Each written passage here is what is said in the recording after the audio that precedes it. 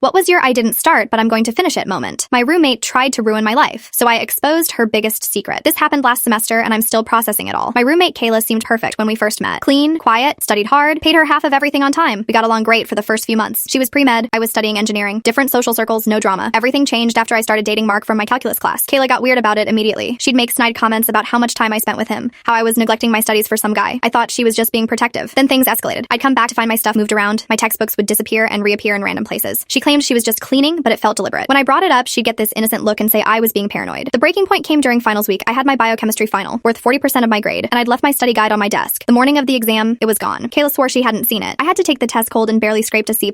That night, I found my study guide in the trash with coffee stains on it. Kayla was at the library, so I went through her stuff looking for answers. What I found was way worse than I expected. In her desk drawer, there was a folder labeled Academic Integrity Committee with my name on it. Inside were printed screenshots of what looked like me asking people on Discord for homework answers, exam solutions, even someone to write my essays, except I'd never sent any of those messages. She'd been using a fake Discord account with my full name and profile picture, reaching out to random students asking them to cheat for me. Then she'd been screenshotting the conversations where she was basically begging people to help her cheat. But here's the really sick part. She'd also been documenting my daily schedule. What time I left for class, when I came back, who I talked to, what I ate, like a stalker journal. There were even photos of me and Mark together with angry notes in the margins. I realized she wasn't just trying to mess with my grades. She was planning to report me for academic dishonesty using fake evidence she'd created herself. I photographed everything and immediately went to my RA. But when we got back to the room, Kayla was there and the folder was gone. She looked me dead in the eye and said, "I have no idea what you're talking about." The RA basically shrugged and said without evidence, there wasn't much they could do about roommate conflicts. That's when I got creative. I knew Kayla's biggest secret because she'd drunkenly confessed it to me freshman year. She wasn't actually pre-med. She'd been lying to everyone, including her parents who were paying for her education. She was failing most of her science classes and had switched her major to communications without telling anyone. Her parents thought she was applying to medical schools. She'd been faking her transcripts when she sent them home, photoshopping her grades from D's and F's to A's and B's. So I called her mom. "Hi, Mrs. Sutherland. This is Kayla's roommate. I wanted to congratulate you on Kayla getting into medical school.